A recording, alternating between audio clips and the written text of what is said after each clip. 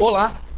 Vamos iniciar agora a aula 7, referente ao capítulo 3, Desenho de Serviço, onde estudaremos mais um processo que será cobrado no seu exame IT Foundation, segundo o sílabus 5.5.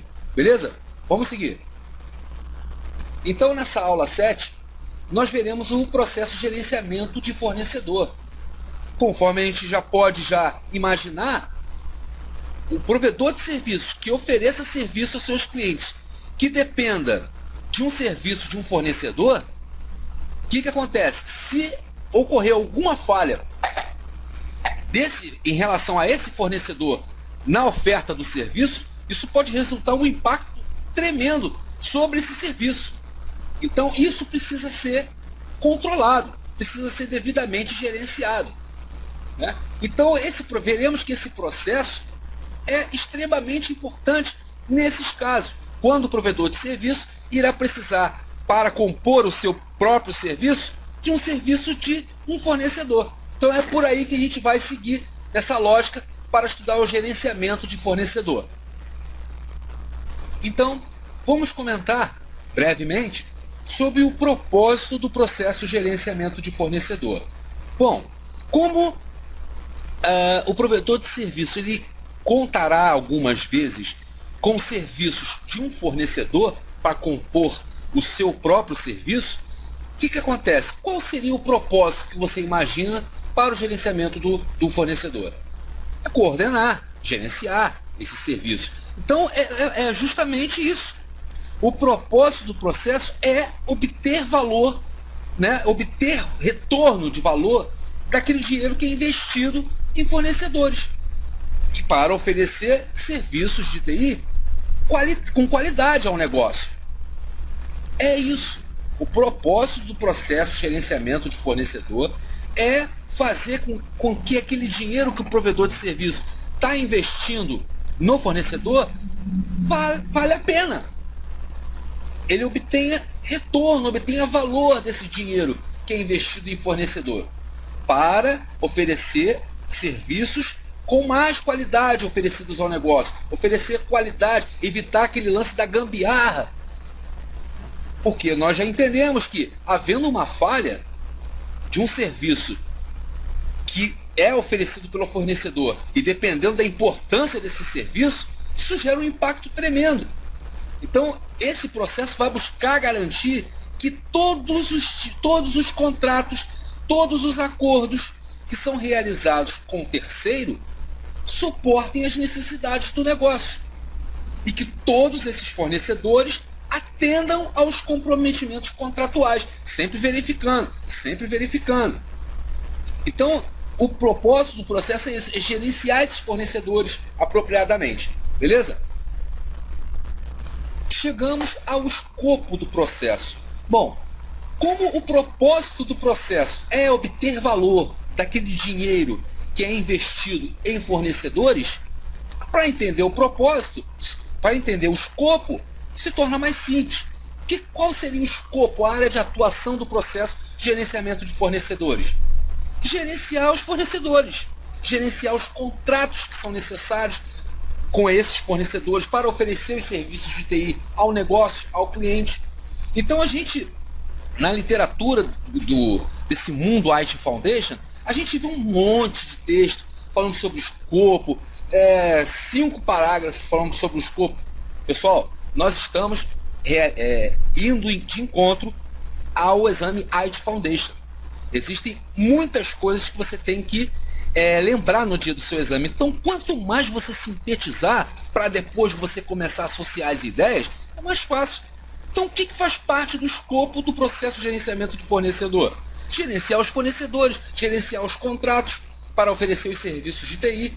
É claro que o provedor de serviços de TI vai precisar de processos para gerenciar esses fornecedores, vai precisar de processos para gerenciar os contratos. Então, quanto maior, isso é um lembrete, quanto mais importante, quanto maior a contribuição que realiza para o valor do negócio, mais o esforço que o provedor de serviço deverá dispor para gerenciar. Quanto mais importância tiver aquele serviço do fornecedor para o negócio, para o provedor de serviço, mais foco terá que ser o gerenciamento.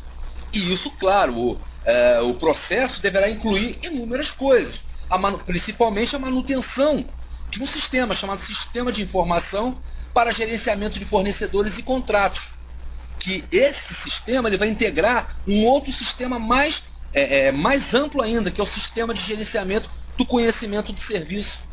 Esse processo também faz parte do escopo implementar políticas para com os fornecedores, revisar os contratos, renovar os contratos, se for o caso, desenvolver acordos para os contratos, tá? Desenvolver os contratos propriamente dito, gerenciar os fornecedores, subcontratados, ou seja, um monte de coisas que faz parte dessa coisa lógica que é gerenciar alguma coisa. Então, tudo em relação aos fornecedores e aos contratos com eles vão ser gerenciados por esse processo. É isso que faz parte do escopo do gerenciamento de fornecedores. Chegamos aos objetivos do processo de gerenciamento de fornecedor. Tá? Também muito simples. Um dos objetivos, obter o valor do dinheiro que é investido nos fornecedores e em contratos. Segundo, garantir que contratos com esses fornecedores estejam alinhados às necessidades de negócio, estejam alinhados com as metas acordadas nos requisitos de nível de serviço e acordos de nível operacional. Isso vai trabalhar, claro, em parceria com o gerenciamento de nível de serviço. Terceiro objetivo, gerenciar os relacionamentos, a performance desses fornecedores, gerenciar o relacionamento com os fornecedores, negociar, acordar os contratos com eles, gerenciar esses contratos por todo o ciclo de vida, manter uma política de fornecedor. Tudo isso é o objetivo do processo. A gente já examinou isso, já verificou que a contribuição feita contribuição ao serviço feita por fornecedores, ela pode ser muito importante. Em casos assim, representam mais de 80% do serviço, por exemplo. Os acordos que governam qual o nível de serviço é oferecido por esses fornecedores é chamado de contrato de apoio, não se esqueça. Contrato de apoio é aquele contrato que os acordos que irão governar qual o nível de serviço é oferecido por esses fornecedores é chamado de contrato de apoio. Então, tudo isso é objetivo do processo, é se preocupar com tudo isso. Espero que tenha ficado mais claro o conteúdo em relação a esse processo. Bom, vamos comentar sobre as categorizações. Os fornecedores, eles não são iguais entre si. Alguns são mais importantes do que outros. Alguns oferecem serviços mais especializados, tão especializados que é até difícil encontrar outro substituto no mercado. Já outros não, oferecem serviços mais padronizados, que é mais comum encontrar substitutos no mercado. Então, o processo de gerenciamento de fornecedor ele vai se preocupar bastante em desenvolver uma forma de categorizar esses fornecedores, para que o tempo e a atenção sejam devidamente prestados a cada um deles. E uma das formas de fazer isso é avaliar o risco e o impacto em utilizar esse fornecedor e o valor e a importância que os serviços dele oferecem ao negócio. Aí você perceba na figura que existe uma seta vertical e outra horizontal. A vertical representa o valor e a importância, que poderá ser baixo, médio e alto. O risco e o impacto também baixo, médio e alto. Quando o valor e a importância que esses serviços oferecidos pelos fornecedores é baixo e o risco e o impacto também, é chamado de fornecedores de commodities ou fornecedores padrão. Né? O que é commodity? Serviços muito comuns, serviços não possuem valor agregado, podem ser facilmente terceirizados, praticamente em qualquer lugar, muito fácil. Fornecedores, por exemplo, de papel, de toner para impressora, isso é muito fácil, encontra 1 zilhão no mercado. Né? Já, por outro lado, quando o valor e a importância desses serviços que são oferecidos pelos fornecedores são médios ou altos, mas que o risco e o impacto são baixos, são considerados fornecedores operacionais. O que acontece? Esses fornecedores operacionais são gerenciados pelos gerentes sêniores dos provedores de serviço através de quê? Visualização dos relatórios. Como é que anda esse serviço? Tomando conta desses serviços. Uma falha através desses fornecedores teria um impacto relativamente pequeno. Por exemplo, um fornecedor que oferece serviços de manutenção de desktop, um fornecedor que oferece serviços de manutenção de impressora, cairia aí. Cairia entre os fornecedores operacionais. Por outro lado, quando o valor e a importância desses serviços for médio ou alto, mas o que acontece?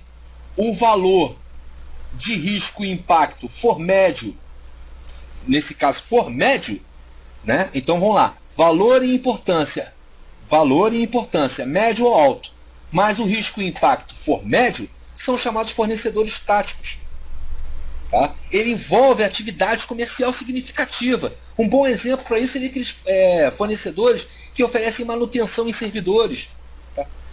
Uma ausência nesse caso aqui, a ausência desses serviços possui, em termos de valor e importância, médio e alto. Tá? Mas nesse caso o risco não é tão gravíssimo, é grave. Né? O risco médio no caso aqui, né? Mas não é tão alto. Tá? Então eles são considerados fornecedores táticos. Já os estratégicos é o seguinte: valor e importância no talo, risco e importância no talo. É parceria agora.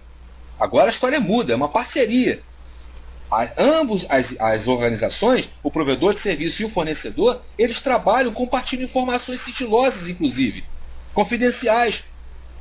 Por quê? Deve haver entre eles uma cooperação mútua de longo prazo. Eles são parceiros de negócio. Olha lá, a ausência do serviço do fornecedor, nesse caso, representa um altíssimo valor, vai gerar muito problema, porque o serviço possui muito valor, possui muita importância, possui